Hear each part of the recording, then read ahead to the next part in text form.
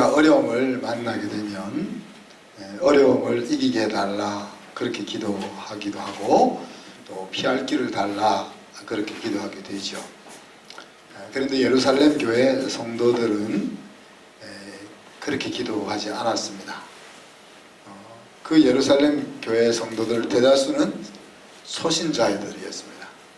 그럼에도 불구하고 그들은 이렇게 기도하잖아요. 저들의 위협함을 굽어보시고 우리로 하여금 담대히 하나님의 말씀을 전하게 해주시오며 손을 내밀어 병을 낫게 하시고 표적과 기사가 거룩한 종 예수의 이름으로 이루어지게 해주시옵소서 이렇게 기도합니다. 다르게 표현하면 우리는 사명을 따라 살 것입니다. 우리가 어떤 어려움을 만나고 있는지 하나님 잘 도와주세요. 이런 상황이지만 우리가 사명을 제대로 실행할 수 있도록 용기와 힘을 더해 주십시오. 예수님의 이름으로 하나님의 나라가 임하는 것을 볼 수 있게 해주십시오. 우리가 그 일에 사용되게 해 주십시오. 이런 이제 기도를 드리고 있는 거죠. 예수님의 부활과 성령의 강림이 마이스토리가 될 때 드리게 되는 그런 이제 기도다 그렇게 말할 수가 있습니다. 그리고 이 기도는 하나님을 감동시켰습니다. 여러분의 기도, 하나님이 여러분에게 기대하고 있는 기도라고 제가 믿습니다. 아닌가요? 그래서 우리가 적어도 먼저 내가 기도할 때 정말 내가 어떻게 이렇게 기도를 잘했지? 이렇게 나를 먼저 감동시킬 수 있었으면 좋겠고 또 나랑 가장 가까이 옆에 있는 사람 배우자가 당신은 어떻게 그런 기도를 해? 이렇게 기도할 수 있었으면 좋겠다. 멀리 하나님까지 생각할 것 없이 그런 기도를 좀 우리 홈페이지에도 올려보고 카톡에도 좀 올려봤으면 좋겠습니다. 어떤 기도를 드리느냐 하는 것은 우리가 어떤 삶을 살 수 있느냐 하는 가능성이기도 합니다. 제가 초등학교 다닐 때 했던 생각들이 저의 생각뿐만이 아니라 그 당시 사회가 가지고 있었던 상상들이 오늘날 90% 이상 거의 95% 정도까지 불과 한 50년 사이에 현실로 되어 있는 것을 우리가 봅니다. 그 말은 시간과 기술이 따라주면은 사람이 생각해낼 수 있는 것은 현실화될 가능성이 충분하다 하는 이야기죠. 우리가 기도할 수 있다는 것은 그 기도한 삶을 살 수 있는 가능성이 있다 하는 것을 의미할 수도 있기 때문에 그렇습니다. 그래서 우리가 아직 행동으로까지 못 가더라도 나를 감동시키고 또 내 배우자를 감동시키고 하나님을 감동시키는 그런 기도를 여러분 해보시기를 바랍니다. 지금부터 다 적어보십시오. 적어서 대표 기도가 왔을 때 한번 그걸 쫙 한번 읽어보시면 좋겠습니다. 자, 오늘은 하나님이 이끄시는 교회의 모습을 같이 살펴보면서 우리 교회가 지향하는 교회의 모습을 같이 한번 그려볼 수 있기를 원합니다. 한 30년 됐죠 벌써.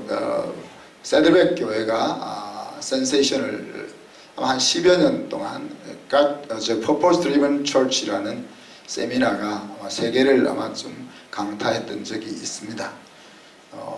어떤 목적이 없이 그냥 흘러가는 교회가 아니라 하나님이 말씀을 통해서 준 목적을 가지고 이렇게 이끌려갈 때 그 교회가 얼마나 강력한 힘을 발휘할 수 있냐 하는 내용이죠. 물론 이제 그것이 사회학적이고 심리학적인 그런 요소를 많이 담고 있지만은 그래서 잘못하면은 그 프로포즈라는 것이 하나님의 프로포즈가 아니고 사람이 생각하는 프로포즈로 빠질 수 있는 그런 위험이 있죠, 그죠? 그래서 이제 오늘 제가 이제 이야기한 것은 God-driven Church, 그 하나님이 이끄시는 교회의 모습은 어떤 것일까, 또 어떤 것이어야 할까 하는 것을 같이 나누기를 원합니다. 오늘 말씀은 모든 성도들이 마음과 뜻이 하나로 모아졌다 그렇게 시작됩니다. 이제 우리가 재직회나 공동회를 하면은 마음이 잘 모아지죠? 그죠? 왜 그럴까요? 관심이 별로 없으니까. 내가 굳이 그 일에 신경을 안 써도 되니까 굳이 또 반대할 이유도 없고, 그래서 스무스하게 잘 은혜롭게 잘 갑니다. 그게 나쁘다는 것이 아니고, 그러니까 내가 특별하게 나는 이 영역에 있어서 이렇게 하고 싶어 하는 것이 뚜렷하게 없으면 마음이 모아지기 쉽다는 이야기예요. 그런데 똑같이 주님의 일을 하는 데 있어 가지고 생각이 달라 보세요. 생각이 다르면은 그 생각을 모은다는 것이 참 쉽지 않다. 그런데 오늘 이 초대교회 예루살렘 교회에 모든 성도들이 마음과 뜻이 하나로 모아졌다 그렇게 이야기합니다. 그 말은 조금 전까지만 해도 성도들의 생각이 상당히 다른 부분이 있었다는 이야기죠. 그럼 어떤 부분에 생각이 모아졌냐? 지금까지 인생을 살아오면서 배웠던 바, 내 것은 내 것이다잖아요. 내가 열심히 일해서 번 것은 내 것이죠. 맞죠? 그죠? 그렇게 알고 살아왔는데, 좀 지나친 사람은 당신 것도 내 것이다 이래서 문제인데 그렇게 내 것은 내 것이다 라고 알고 있던 사람의 생각이 어떻게 달라진 거예요? 내 것은 내 것이 아니고 하나님께서 나에게 맡겨주신 것이다.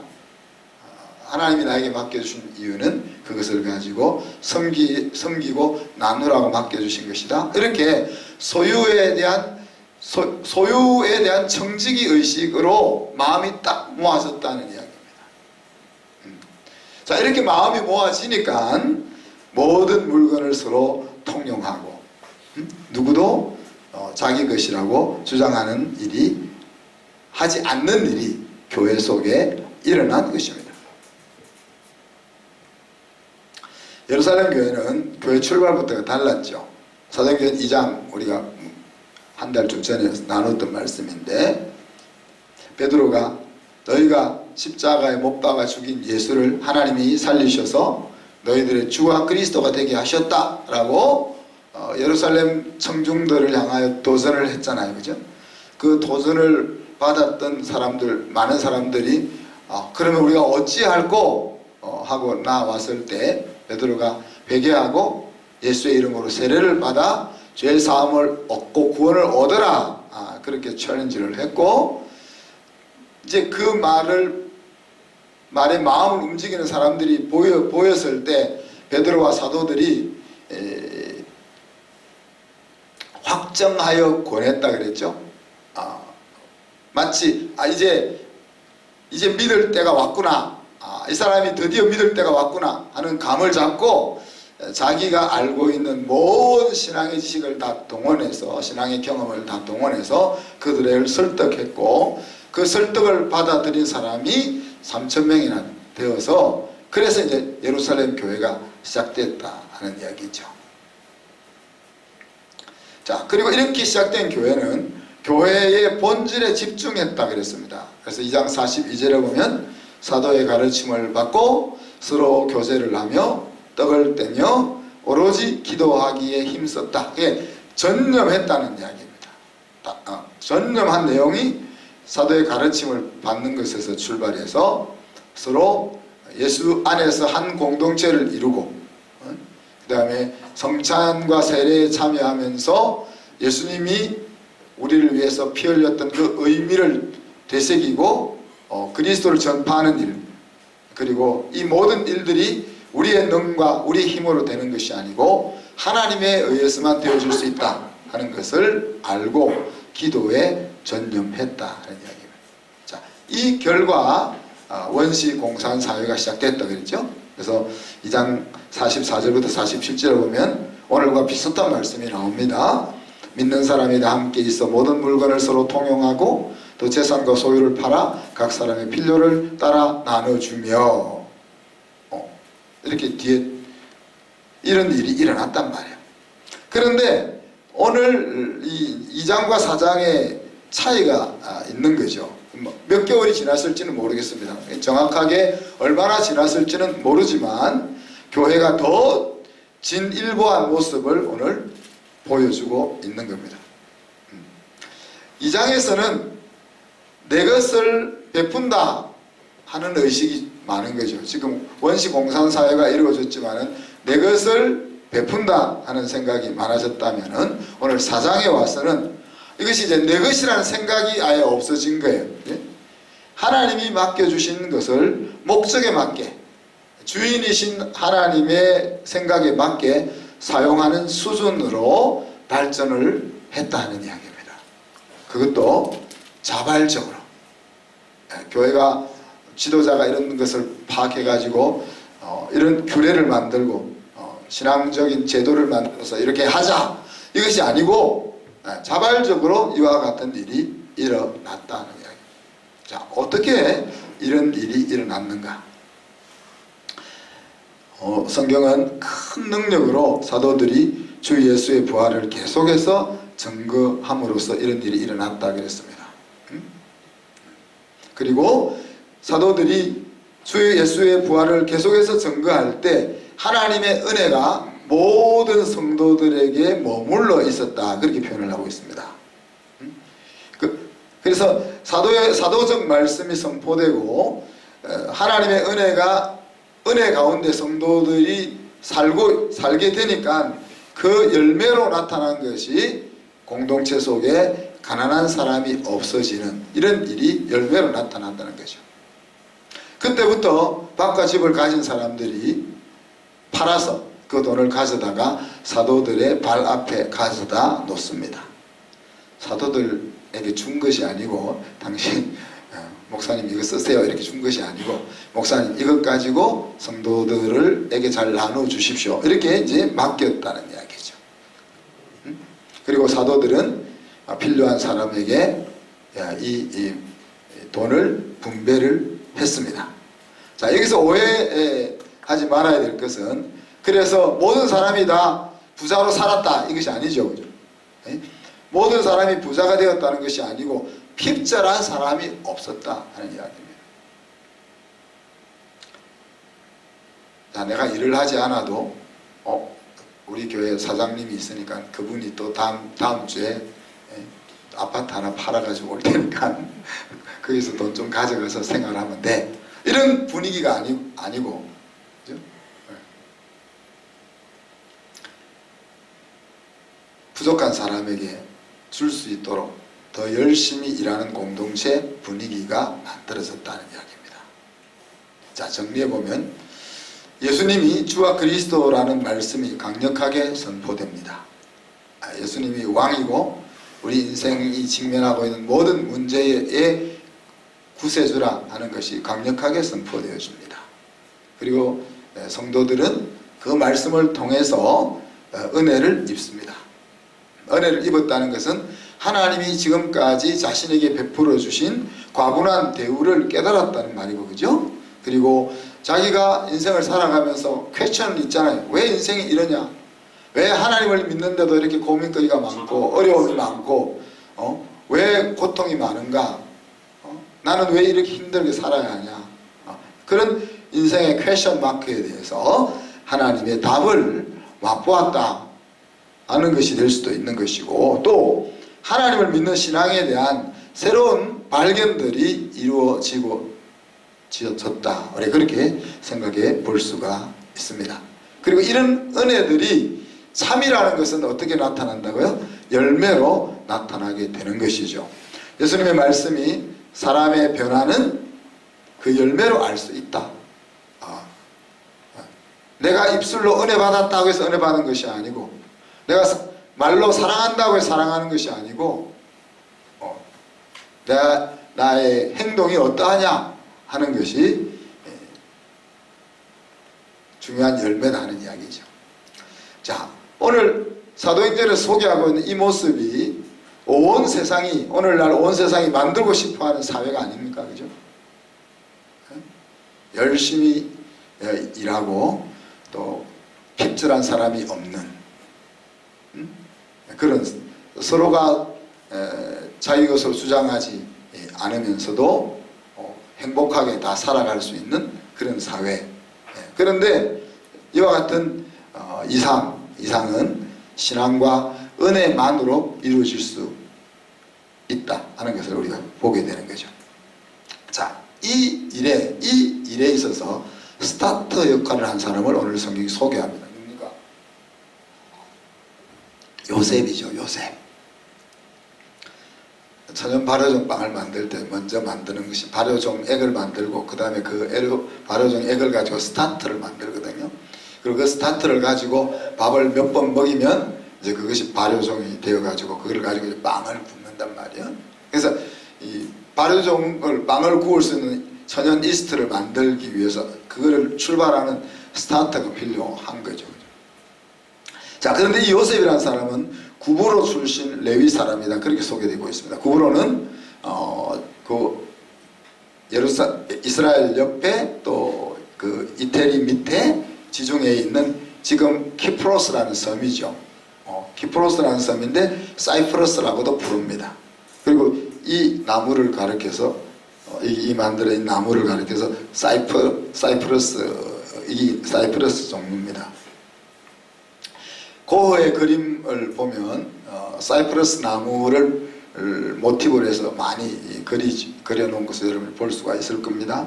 그래서 그 사이프러스 섬에서 이 사이프러스 나무라는 것은 삶과 죽음과 부활을 상징하는 나무였습니다. 근데 이제 그런 구브로 출신인 레위 사람은 기업이 없는 사람이잖아요. 하나님이 기업인 지파입니다. 그래서 레위 사람이 하는 일은 이스라엘 백성들이 하나님을 잘 섬길 수 있도록 그 역할을 하는 것이 레위 사람의 역할이에요. 그러면 이스라엘 백성들의 하나님을 신앙하는 신앙이 깊어지면 레위 사람들도 잘 사는 거예요. 근데 이스라엘 백성들이 하나님을 향한 신앙이 떨어지면 레위 사람들은 가난하고 굶으면서 살게 되는 거죠. 그죠? 자, 그런데 이 하나님이 이 기업인 지파인 이 레위 사람인 요셉이 밭을 가지고 있어요. 하나님을 섬기는 것을 통해서 밭이 생긴 거죠. 본래 기업이 없는데 성도들이 이제 돈을 많이 벌어 가지고 11조도 많이 하고 그렇게 해서 그 동네를 섬기는 레위인들이 나름대로 소유를 가지게 된 거죠. 근데 바나바 그러면 요셉 그러면 여러분 좀 부자 같은 느낌이 안 됩니까? 이름이 나사로 이러면 좀 거지 같은 느낌이 생각이 들고 바나바 이러면 좀 부자 같은 느낌이 들잖아. 이러면서 그죠? 이러면서. 근데 바나바가 얼마나 부자인지는 모르겠어요. 밭이 뭐 몇천 평을 팔았는지 뭐 몇십 평 팔았는지 정확하게 알 수는 없지만 하여튼 밭을 자기가 가지고 있는 밭 중에 일부를 팔아서 교회 사도들에게 갖다 바친 거죠. 이 바나바는 여러분 잘 알다시피 마가의 삼손입니다. 그죠? 마가가 바나바의 조카니까 삼손. 그리고 바울이 예루살렘 교회에 가서 회심하고 예루살렘 교회에 가서 나 이제 예수 믿는 일꾼 됐어요 라고 이야기할 때 아무도 믿어주지 않았을 때 바울의 후견인을 자처했던 사람이 이 바나바고 또 예루살렘 교회가 핍박을 받아 흩어져서 각지로 흩어져서 안디옥에서 교회가 세워졌을 때 자기가 담임 목회해도 되는데 굳이 바울을 데려다가 같이 공동 담임이 되는 그런 사람이 이제 이 바나바죠. 그리고 바울과 함께 최초로 선교 여행을 떠났던 선교사이기도 하고 또 그런 요셉이 사도들로부터 어떻게 별명을 얻었습니까? 바나바라 하는 별명을 얻었다 그랬습니다. 사도들로부터 사도 대우를 받는 그런 사역자가 바나바 요셉이었다는 이야기죠. 별명은 사람 됨됨이를 나타내죠. 요한을 가리켜서 우레의 아들 그렇게 별명을 붙였잖아요. 그러면 성격이 아주 멋있다 그런 얘기죠. 그러니까 바나바 이러면은 이제 그 위로자라고 되어 있는데, 위로자, 야 너 힘들지, 내가 너 힘든 거 알아, 이렇게 위로하는 것도 있겠지만은 그것보다 encourager라고 해서, 여러분 어떤 이유로 인해 가지고 마음이 힘들어져서 멈춰 있는 사람을 격려해 가지고 그 일을 할 수 있도록 이렇게 이끌어주는 그런 역할을 바나바가 잘 한 거예요. 그러니 바울이 사실 만약에 바나바가 없었더라면 예루살렘 교회에 가서 인정받지 못하고 아웃사이드에서 돌았을 거 아니에요. 그런데 그렇게 일할 수 없는 상태에 있는 바울을 일을 할 수 있도록 세워주는 역할을 한 것이고, 또 바울이 이제 예루살렘에서 인정을 받았다 하지만은 그가 행했던 과거가 있으니까 아무도 그를 데리고, 이제 전에 제가 한번 설명했죠. 바울이 이력서를 가지고 교회 목회지에 부임하려고 딱 이력서를 내면은 어느 장로님이 어느 당회가 그 사람을 우리 담임 목사로 모시자 그렇게 하겠어요? 안 하지. 그런 사람이니까, 그런 사람이니까 안디옥 교회를 담임하려고 할 때 바울을 초청해서 같이 그런 일을 하는 권위자가 바나바단 말이에요. 여러분의 별명은 뭐예요? 별명은 우리가 별명 별로 안 좋기도 하지만 별명이 좋은 의미가 있습니다. 별명. 현아자매 별명이 뭐예요? 네? 안 들려. 할머니? 왜 할머니? 할머니 왜 별명이? 네?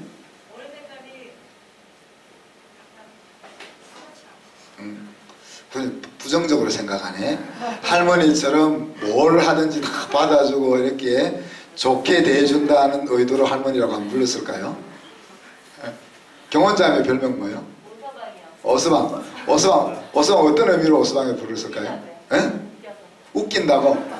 사람을 웃기면서 즐겁게 해준다, 이런 의미에서 이제 어스방이라고 불렀.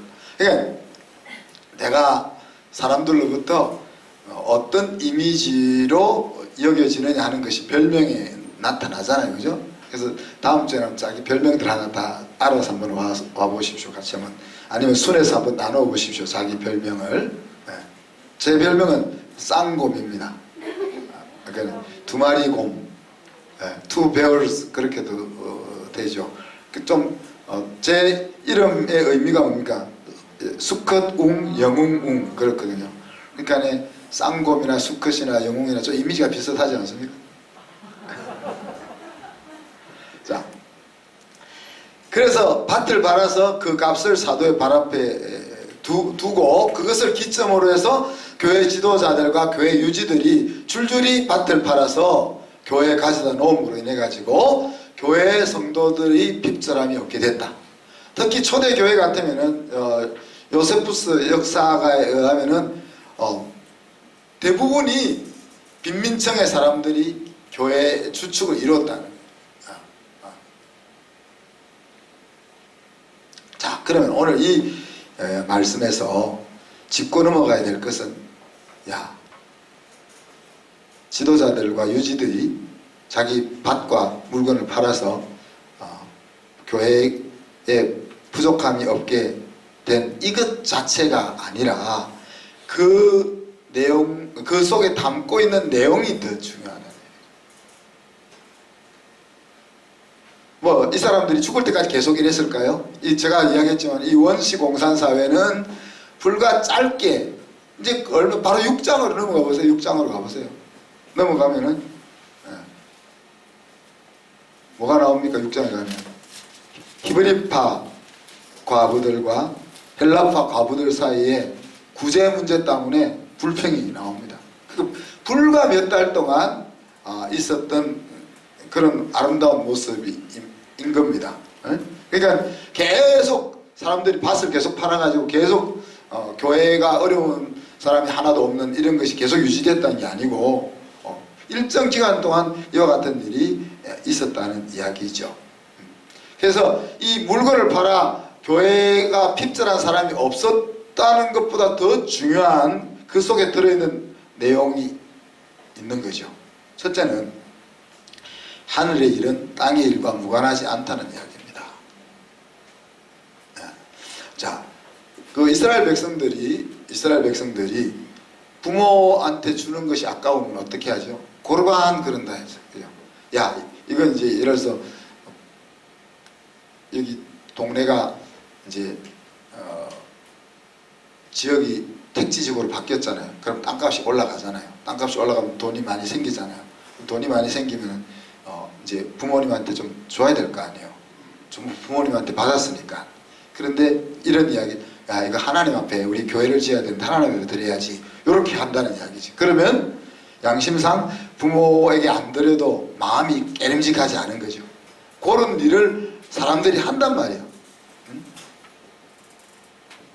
그래서 뭐 한 수십 년 동안 계속 이렇게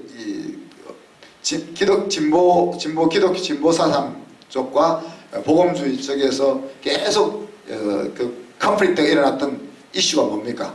빵이냐 복음이냐? 빵이냐 복음이냐? 그래서 진보주의 쪽에서는 빵이 문제지. 이제 지금 아프리카 또 이 동남아시아 가난한 사람들이 다 죽어가고 있는데 그 사람들을 먹이고 치료하고 이게 우선이지 이렇게 이야기하고, 또 복음주의자들은 무슨 소리, 그 사람들이 영원히 구원 얻는 것이 가장 중요하지. 그래서 이제 로잔 언약에서는 뭘 이야기합니까? 야, 빵이 먼저고 복음이 먼저가 아니고 빵과 복음이 함께 가야 돼. 그렇게. 자, 그런데 빵과 복음이 함께라는 그 슬로건은 그러면 빵과 복음의 포션이 같다는 것을 의미하는 것은 아니죠. 복음이 본질이고 더 중요하지만은 복음을 가지고 갈 때는 빵이 같이 갈 수밖에 없다 하는 이야기입니다. 우리가 복음을 전하러 이웃집에 갔는데 그 이웃집에 아이가 며칠을 굶었다 그러면은, 야, 일단 하나님의 말씀을 들어. 하나님의 말씀을 듣고 구원 얻는 것이 더 중요해. 그리고 나서 나중에 내가 빵을 사줄게. 이게 아니잖아요. 일단 복음, 하나님의 말씀을 듣고 구원 얻는 것이 제일 본질이지만은 일단은 국밥집에 데려가서 국밥을 하나 먹이고 그 다음에 복음을 전할 거 아니에요. 그런 이야기란 말이에요. 하나님은 우리를 이 세상에 당신을 대신해서 파송한 대사라 그렇게 부르고 있고, 그리스도의 편지라 그렇게 부릅니다. 하나님 아버지, 우리 아버지의 땅을 개발하고 관리하고 유지하고 발전시켜 나가야 될 주인이, 주체가 우리다 하는 이야기죠. 그래서 내가 몸담은 교회에 핍절한 성도가 있는 것은 바람직이가 하지 않다는 거예요. 뭐 우리가 내가 성도를 가난하게 만든 것은 아니지만, 내가 잘못해서 그 사람이 가난하게 사는 것은 아니지만은, 우리 공동체 속에 먹을 것이 없는 사람이 있다면 내 마음이 불편해야 된다는 이야기예요. 그래서 우리가 오늘 착한 사역 하는 주간인데, 오케이 착한 사역에서 5km 반경 이내에 만약에 공고한 백성이 산다. 그래서 거기에 대해서는 우리가 그 사람을 가난하게 만든 것도 아니고 우리가 그 사람을 힘들게 만드는 것도 아니지만, 그러나 그 부분에 있어 가지고 나에게 책임이 있다는 의식을 가져야 된다는 이야기죠. 그것이 주인의 모습이다. 주인의 모습이다는 거예요. 그래서 우리가 어찌할꼬 해서 구원을 얻은 예루살렘 교회가 하늘의 것을 추구하는 그 상황 속에서 땅의 필요에 대해서 관심을 기울이고 있다는 이야기입니다. 그래서 땅의 것과 하늘의 것이 따로 떨어져 있는 것이 아니다는 거예요. 두 번째는 이런 놀라운 일을 일으키는 원동력은 하나님의 은혜라는 이야기죠. 예수님께서 바리새인 시몬에게 뭐라고 이야기했습니까? 많이 용서받은 자가 많이 사랑한다 그랬습니다. 하나님의 은혜를 깨달은 성도는 그 열매가 생활 속에서 나타나게 되어 있는 거죠. 자기 것이라고 생각하는 이상 아까울 수밖에 없습니다. 여러분, 돈이야말로 하나님의 자리에 앉을 수 있는 1순위 아닙니까? 1순위. 남자들이, 여기 또 여자들도 돈 버는 사람이 많아가지고 함부로 말을 못하겠는데, 대표적으로 남자들이 돈을 벌 때 치사한 일을 많이 당하거든요. 왜? 직장을 자꾸 옮겨 다녀요. 한 직장에 계속 마음 담고 있기가 힘드니까 자꾸 옮겨 다니는 거 아니에요. 우리 장로님 저기 계시네. 장로님께서 이런 말씀을 하세요. 야, 박강철, 너 그렇게 힘든 이유가 다 그 힘든 그 스트레스 받는 값을 네 월급 받는 거야. 그만큼 박강철 저기 계시네. 그러니까 우리가 세상에 나가서 가족을 먹여 살리기 위해서 돈을 벌 때 이 사람 저 사람한테 싫은 소리 듣기도 하고 또 힘든 일 경험하기도 해야 되는 그런 것이 있단 말이에요. 근데 그것이 아깝지 않겠냐는 이야기. 남자들이 신앙이 좀 없을 수밖에 없는 거가, 남자들이 가정을 책임져야 되는 상황이 있으니까 남자들은 제가 이야기하잖아요. 헌금도 잘 못해. 왜? 이 내가 책임을 져야 되기 때문에. 그래서 남전도의 회비는 10,000원이면은 남전도의 임원들은 10,000원씩 회비 내면은 여전도의 임원들은 50,000원씩 내고 그런 게 이제 이 교회 속에서도 그런 부절 차등이 있는 거죠. 남자와 여자 사이에. 제가 이야기하는 것은 그렇게 돈이라는 것을 번다는 것이 쉬운 일이 아니다는 거죠. 근데 그 버는 돈을 내 것이 아니고, 야, 이것은 우리가 같이 쓰는 거야 라고 말한다는 것이 은혜가 아니면 될 수 없는 일이다 하는 이야기입니다.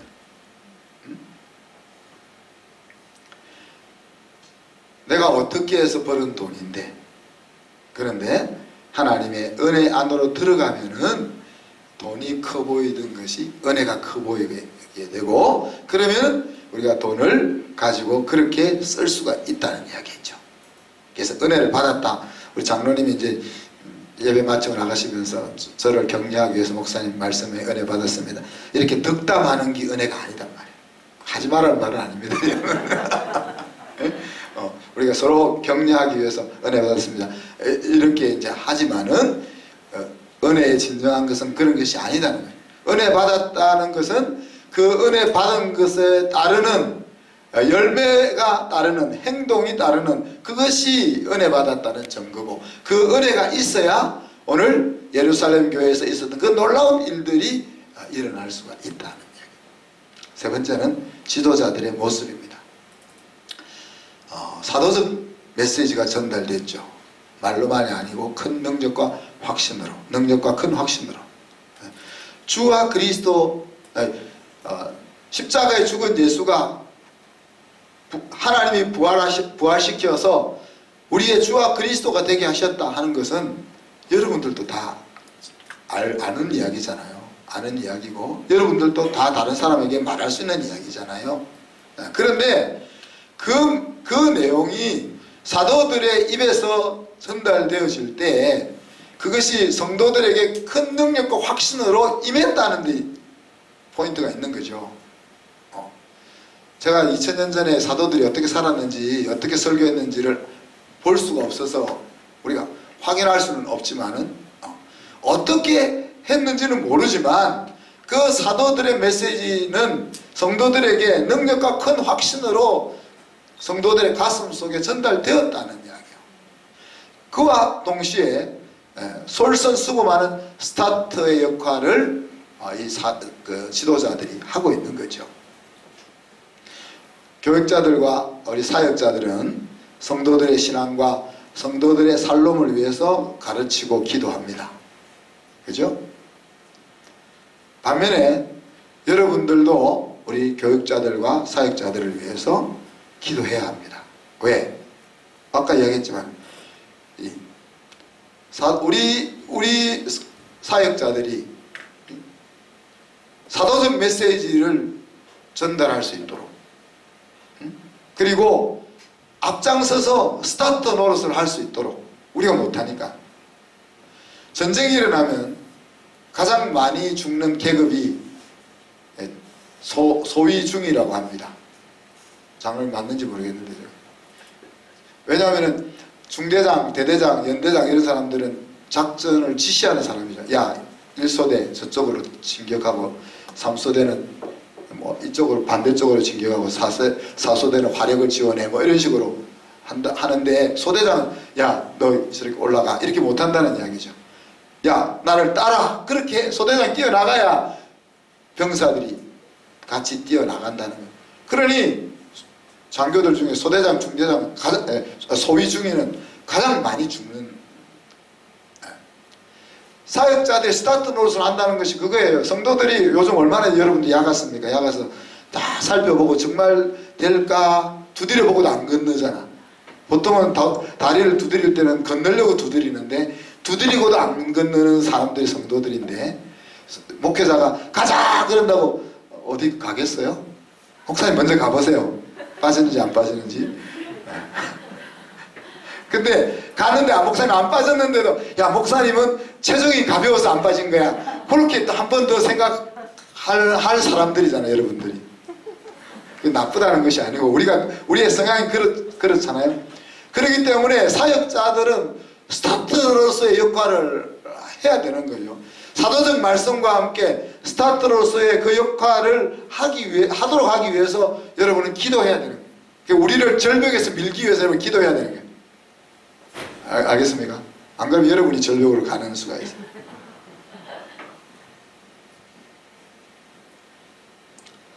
마지막으로는 스타트 요셉입니다. 앞에서 이야기한 것처럼 요셉을 사람들은 권위자라 바나바라 그렇게 불렀다. 엔카리저라 불렀다.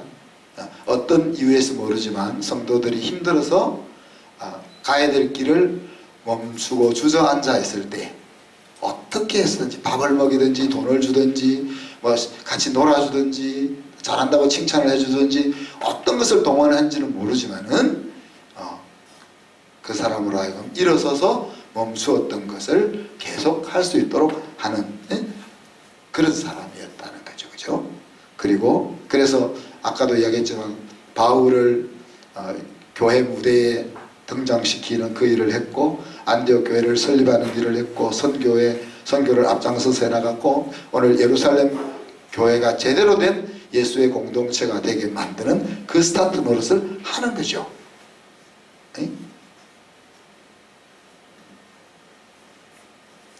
저는 이런 우리 오늘 예루살렘 교회에서 일어났던 이 God-driven Church의 이 모습이 우리 한순교회 모습이기를 소망합니다. 그리고 우리 사역자들이 이런 일을 앞장서서 행할 수 있는 스타트로 일어날 수 있기를 바랍니다. 그리고 우리 교회가 또 한국 교회의 스타트로서의 역할을 할 수 있기를 바라는 거죠. 이제 말씀 생각하면서 우리가 기도합시다. 하나님께서 우리에게 사도적 메시지를 지속적으로 허락해 주시고, 또 우리가 은혜를 받아 은혜 가운데 살게 하시며, 받은 은혜가 열매로 교회 속에 나타나는, 생활 속에 나타나는 그런 교회가 되게 해 주옵소서. 1, 2분 동안 기도합니다.